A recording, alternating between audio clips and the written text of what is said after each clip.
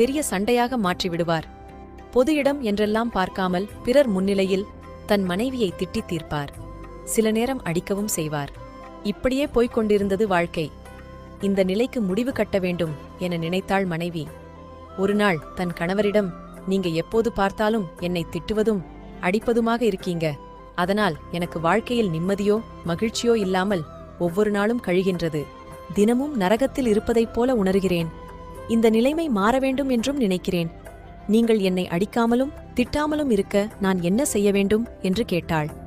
நீ என்னை அனுசரித்தும் புரிந்தும் நடந்து கொள்ள வேண்டும் என்றார் கணவர். நான் தவறு செய்வதாக எனக்குத் தெரியவில்லை. நீங்கள் தவறாக புரிந்து கொண்டு என் மீது கோபம் கொள்வதாக தோன்றுகிறது.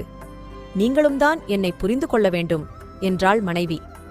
இதற்கு ஒரு முடிவு கட்டியாக வேண்டும். அதற்கு நீங்களே ஒரு வழியைச் சொல்லுங்கள் என்று கூறினாள் மனைவி.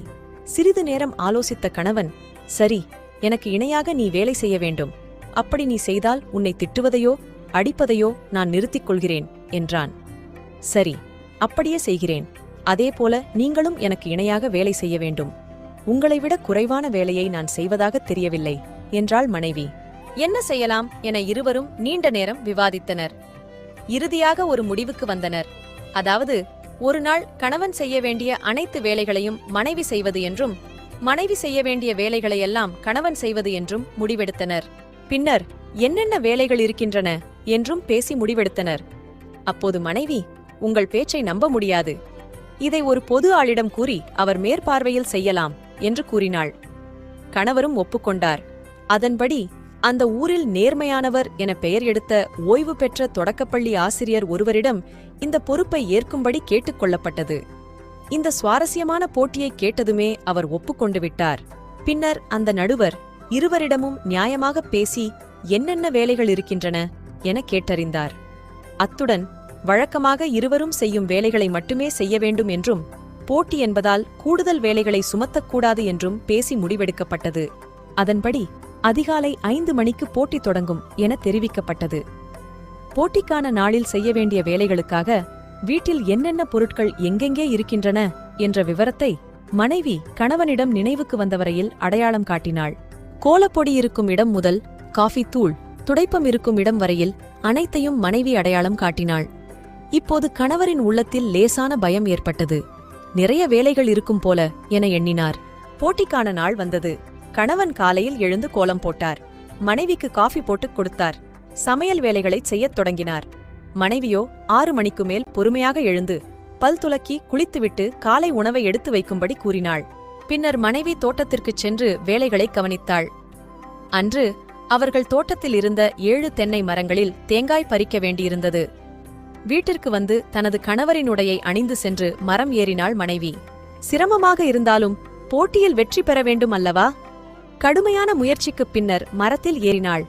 மரம் அதிக உயரம் இல்லை என்பதால் அதிக சிரமமின்றி தேங்காய் பறித்தாள். பின்னர் தோட்ட வேலைகளை கவனித்தாள். மதியம் சாப்பிடுவதற்காக வீட்டிற்கு வந்தாள். கணவர் சாப்பாடு பரிமாறினார். அதில் உப்பில்லை, காரம் அதிகமாக இருந்தது. அப்போது அந்த மனைவி, நான் இப்படி சமைத்திருந்தால் நீங்கள் என்ன செய்திருப்பீங்க என்றாள். கணவனிடம் இருந்து பதில் இல்லை. இப்படியாக நேரம் போய்கொண்டே இருந்தது. கணவனால் சிறிதும் ஓய்வு எடுக்க முடியவில்லை. வேலைகளை செய்து முடிக்க முடியவில்லை. அப்போதுதான் அவருக்கு தெரிந்தது, தன் மனைவி ஒவ்வொரு நாளும் தன்னைவிட அதிகப்படியான வேலைகளைச் செய்கிறாள்.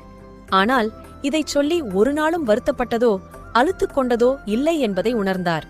இப்போது அவருக்கு தன் மனைவியின் மீது அன்பு அதிகமானதை உணர்ந்தார். தன் மனைவி மீது கோபம் கொள்ளக்கூடாது என மனப்பூர்வமாக உறுதியேற்றார். வேலைகளை முழுமையாக செய்து முடிக்க முடியாமல் கணவர் சிரமப்பட்டார். மனைவியோ அனைத்து வேலைகளையும் செய்து முடித்தாள். அந்த ஒரு நாள் அவர்கள் இருவருக்கும் பல்வேறு புரிதல்கள் ஏற்படுவதற்கு வாய்ப்பாக அமைந்தது. நடுவரின் ஆசியுடன் அந்த நாள் நிறைவடைந்தது. இருவருக்கும் அது வெற்றியாகவே கருதப்பட்டது. அதன் பின்னர் இருவருக்கும் இடையிலான உறவு மேம்பாடு அடையத் தொடங்கியது. ஒருவரை ஒருவர் புரிந்து கொள்ளத் தொடங்கினர். கணவன் தன் கோபத்தை படிப்படியாக குறைத்துக் கொள்ள பயிற்சி எடுத்தார். கோபம் வரும்போதெல்லாம் அதனை வெளிப்படுத்தாமல் தனக்குள்ளேயே புதைத்து அன்பான வார்த்தைகளை பேசப் பழகினார். மனைவியின் சிரமங்கள் புரிந்ததால் அவ்வப்போது உதவி புரிந்து வேலைகளை எளிமையாக்கினார். இப்படியாக அவர்களுக்குள் அன்பு ஊற்றெடுக்கத் தொடங்கி ஆறாகப் பெருகியது. ஆக மனைவியை மதிக்கப் பழகினால் வாழ்க்கை தினந்தோறும் சுவாரஸ்யம்தான். அனைவருக்கும் பகிருங்கள்.